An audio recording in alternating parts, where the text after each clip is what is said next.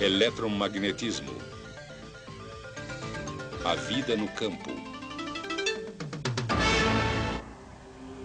Na Lua, um astronauta é protegido do ambiente hostil por uma roupa espacial projetada cuidadosamente.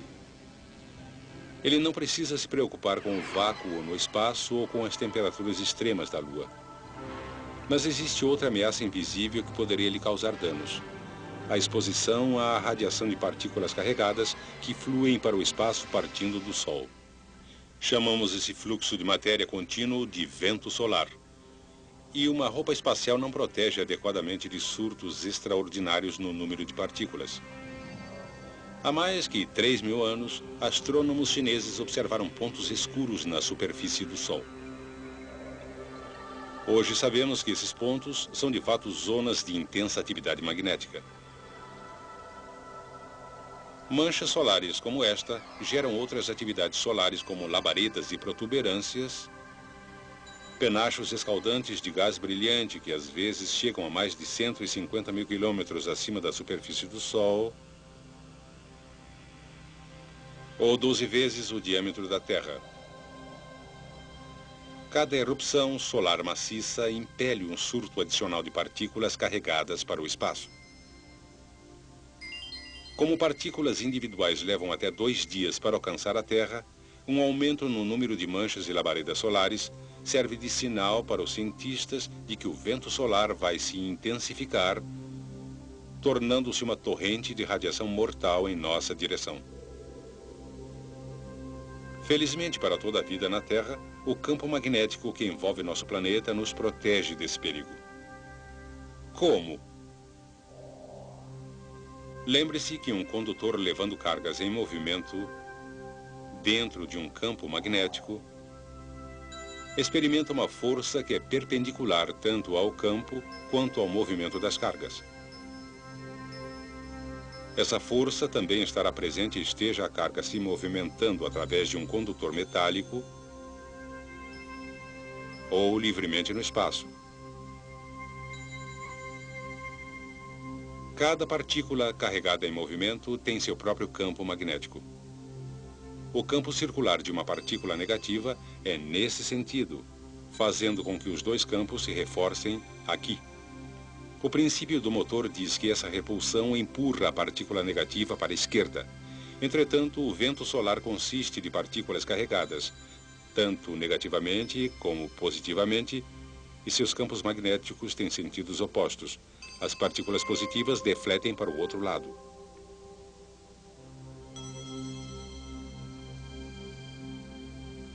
Assim, quando o vento solar encontra o campo magnético da Terra, as partículas carregadas tendem a se separar, com as partículas carregadas negativamente sendo defletidas ao redor de um lado da Terra e as partículas carregadas positivamente ao redor do outro lado.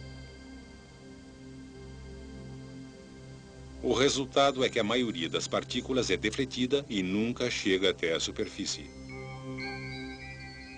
Mas nem todas as partículas escapam com tanta facilidade. Algumas ficam retidas durante um tempo em 2 grandes áreas em forma de rosca, denominadas cinturão de Van Allen, centralizadas acima do Equador.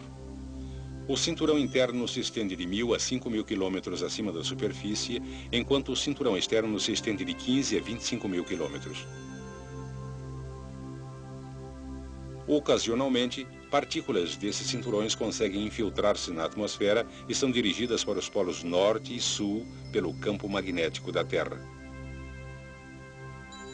Perto dos polos, elas colidem com átomos e moléculas na atmosfera e os excitam, liberando o excesso de energia na forma de luz.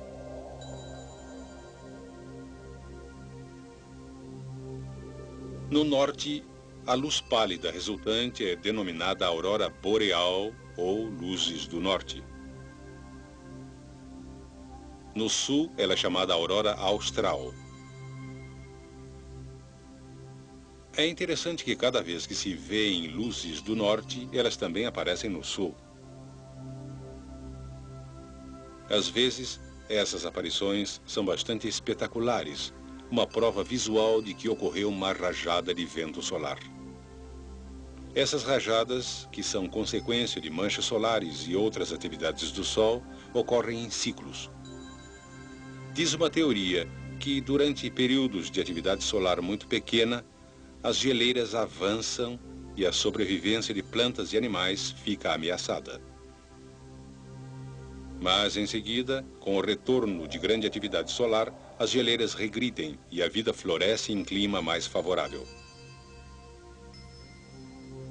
Até agora discutimos os resultados das flutuações magnéticas solares. Em toda a sua história, a Terra passou por flutuações periódicas em seu próprio campo magnético. Os geofísicos acreditam que o campo magnético da Terra é realmente produzido por movimentos complexos de cargas no interior do núcleo fundido do planeta. Parece que esse movimento de cargas se inverte, em média, a cada cerca de 200 mil anos, resultando em uma inversão dos polos norte e sul. O movimento de cargas no interior do núcleo é misteriosamente desacelerado, reduzindo o campo magnético a cerca de 10% de sua força normal. Com um campo magnético muito enfraquecido, o vento solar não deflete mais ao redor da Terra, e assim as partículas carregadas caem como chuva na superfície. Isto pode romper o material genético no interior de células vivas. O efeito mutante subsequente pode ser o responsável pela extinção repentina de muitas plantas e animais e a aparição de espécies completamente novas.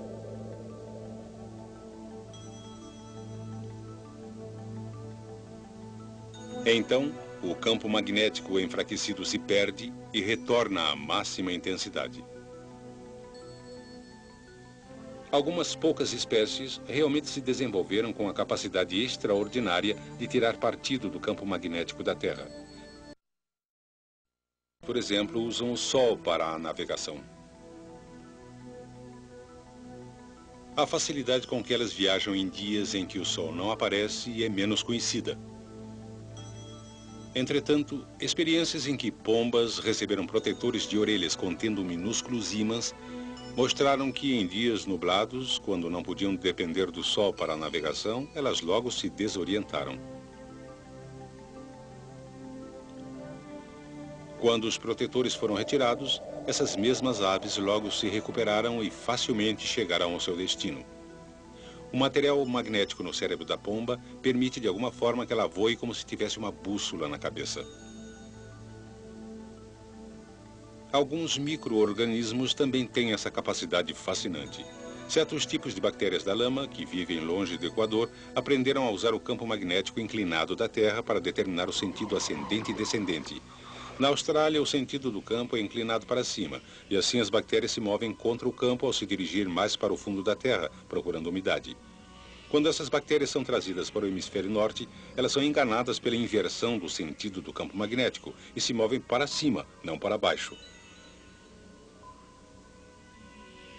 E isso as traz para a superfície, onde secam e morrem.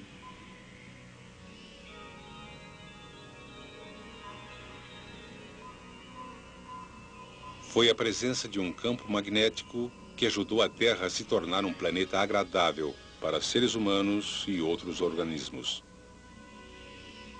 E foi a compreensão do magnetismo que permitiu a uns poucos corajosos se aventurar a explorar a face desconhecida da Terra.